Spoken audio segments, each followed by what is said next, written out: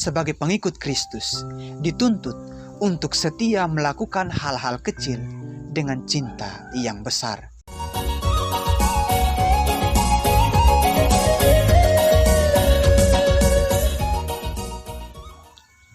Selamat hari Minggu untuk kita sekalian. Salam dalam Sang Sabda. Kembali lagi bersama kami para frater SVD Seminari Tinggi Santo Paulus Ledelero.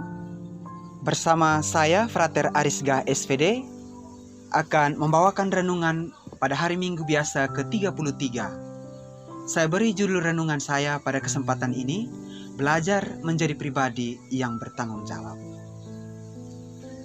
Pencinta Sang Sabda yang terkasih dalam Tuhan, perumpamaan tentang talenta merupakan bagian dari kesatuan khotbah Yesus tentang akhir zaman yang ditulis penginjil Matius dalam bab 24 dan 25. Khotbah yang disampaikan Yesus dalam bentuk perumpamaan itu sebetulnya bertujuan untuk mengajarkan para pendengarnya supaya mereka dapat mempersiapkan diri dalam menyambut kedatangan kerajaan surga. Pada kesempatan ini, ada 3 catatan refleksi yang dapat kita renungkan dari teks Injil hari ini. Pertama, bahwa Tuhan memberikan setiap orang paling kurang 1 talenta.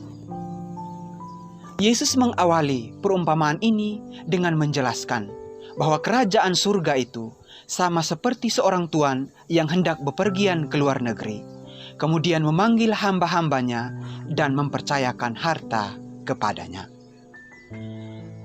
Kata mempercayakan yang dimaksud di sini tidak berarti hamba-hamba itu menjadi pemilik harta kekayaan tuannya, tetapi mereka hanya diberi tanggung jawab untuk menjaga, memelihara, dan mengelola harta tuannya. Kata mempercayakan juga mengandung makna bahwa orang yang diberikan kepercayaan itu dapat dipercaya. Mengapa? Karena harta itu digambarkan dari suatu yang berharga dan bernilai. Kalau harta itu diberikan kepada orang yang tak bisa dipercaya, maka harta itu akan hilang dan tak lagi bernilai. Itu berarti para hamba yang mendapat talenta dari tuannya adalah hamba yang dipercaya oleh tuannya. Kemudian, disebutkan juga bahwa Tuhan itu memberikan kepada hamba-hamba itu masing-masing menurut kesanggupannya. Frasa masing-masing menurut kesanggupannya berkaitan dengan kemampuan hamba-hambanya dalam mengelola talenta itu. Tentu saja, sang pemilik mengetahui dengan pasti kesanggupan setiap hambanya. Ia tidak asal memberi, tetapi memberi tepat pada sasaran. Realitas ini menunjukkan pada adanya suatu relasi yang intim antara sang tuan dan hamba-hambanya. Sebab hanya melalui hubungan itu, sang tuan memahami dan mengenal dengan sungguh keberadaan hamba-hambanya. Di sini, pola relasi yang tercipta antara tuan dan hamba adalah pola relasi fungsional dan bukan struktural. Pencinta Sang Sabda yang terkasih dalam Tuhan, berbicara tentang talenta. Apa itu talenta? Kalau kita merujuk kepada Alkitab bahasa Yunani, kata talenta atau talanta merujuk pada akar kata talanton yang berarti neraca, timbangan pada berat atau bobot dari 300 sikal mata uang Yahudi. Talanton atau talenta juga merujuk pada suatu mata uang, sama seperti mata uang mina yang disebutkan dalam perumpamaan tentang uang mina dalam Lukas bab 19 ayat 11 sampai 27. Dengan demikian, dapat diterjemahkan 1 talenta sama dengan 1000 uang emas. Jadi 5 talenta sama dengan 5.000 uang emas. Kemudian dalam Kamus Besar Bahasa Indonesia, kata talenta diartikan sebagai pembawaan sejak lahir dan bakat yang dianugerahkan Allah untuk memberi kekuatan dan petunjuk. Jadi, pengertian talenta di sini diperluas, tidak saja berhubungan dengan nilai mata uang, tetapi berhubungan dengan bakat yang dibawa sejak lahir. Bahkan kemudian dihubungkan juga dengan segala kemampuan, waktu, sumber daya, dan kesempatan. Dengan demikian, dapat kita simpulkan bahwa talenta adalah anugerah Tuhan, dan Tuhan secara adil memberikan talenta kepada setiap orang sesuai kehendaknya. Semua orang mendapat bagian paling kecil 1 talenta. Artinya bahwa setiap orang yang diberi talenta itu menunjukkan bahwa Tuhan mempercayainya, sehingga ia diberi talenta itu. Talenta yang diberikan Tuhan itu berwujud dalam bentuk bakat, harta dan kekayaan, kemampuan, jabatan, waktu, dan juga kesempatan untuk melayani Tuhan.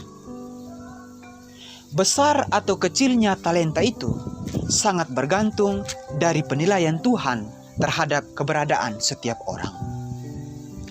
Tuhan memberikannya sesuai dengan kehendak bebasnya. Karena itu, setiap orang yang menerima talenta itu dituntut sikap bersyukur dan tidak harus membanding-bandingkan dirinya, miliknya dengan orang lain, sehingga tidak menimbulkan iri hati, dengki, dan saling memusuhi satu dengan yang lain. Namun pertanyaannya adalah, apakah kita telah mengenal dengan baik talenta kita masing-masing? Atau kita justru tidak mengenal dan menyadari apa talenta yang Tuhan berikan kepada kita? Kedua, talenta itu harus dilipat gandakan sebagai bentuk pertanggungjawaban atas kepercayaan yang diberikan. Yesus kemudian melanjutkan cerita itu dengan menjelaskan sikap dari ketiga hambanya yang menerima talenta itu. Hamba yang menerima 5 dan 2 talenta kemudian pergi menjalankan uang itu dan mendapatkan laba 5 talenta dan 2 talenta.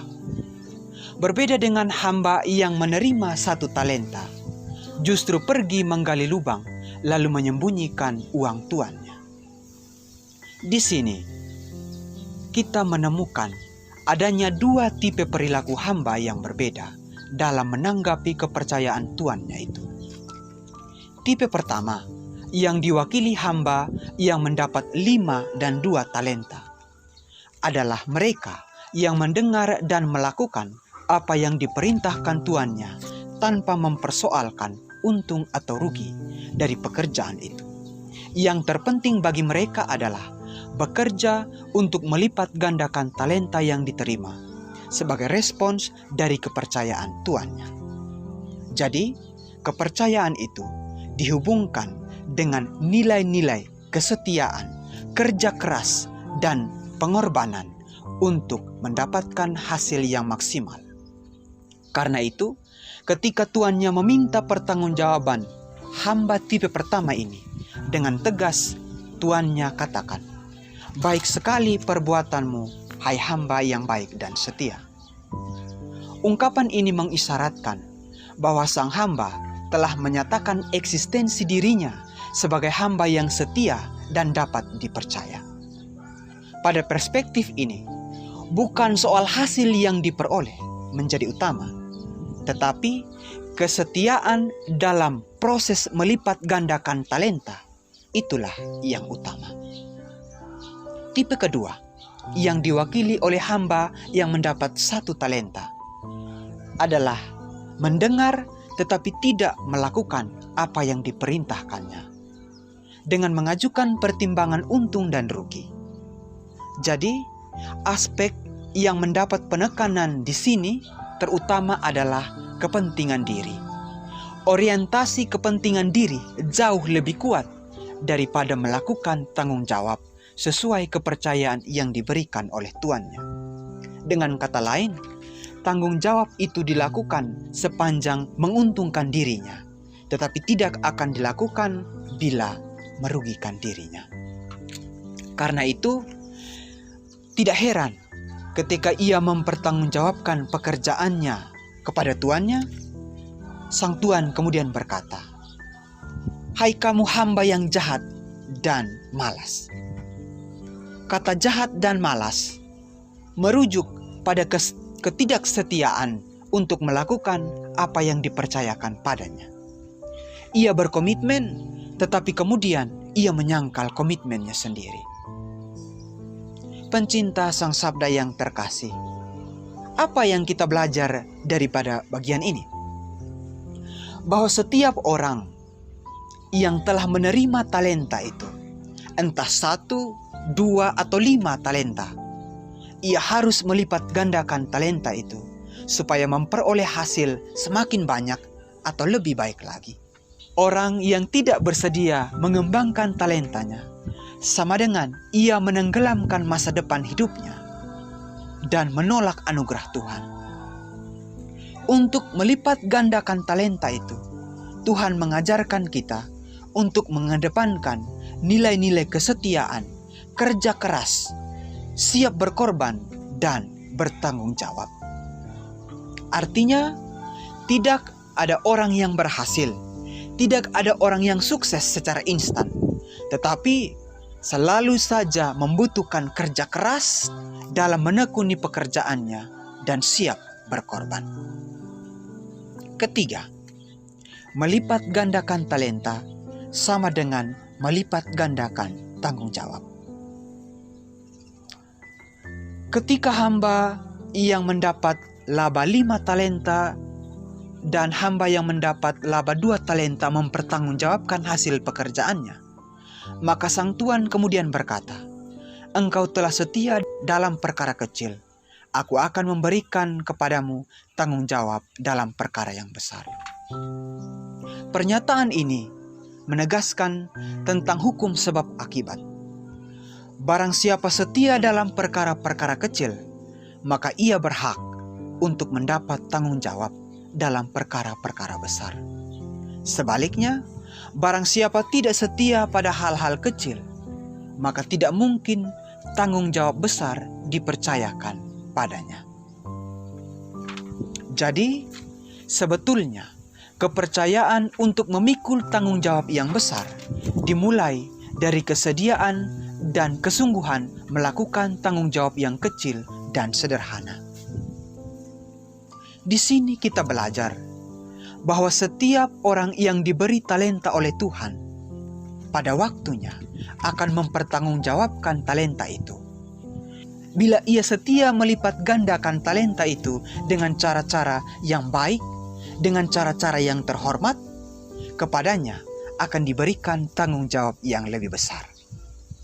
Dengan demikian, kita semua sebagai pengikut Kristus dituntut untuk setia melakukan hal-hal kecil dengan cinta yang besar dan penuh tanggung jawab. Semoga. Salam dalam Sang Sabda.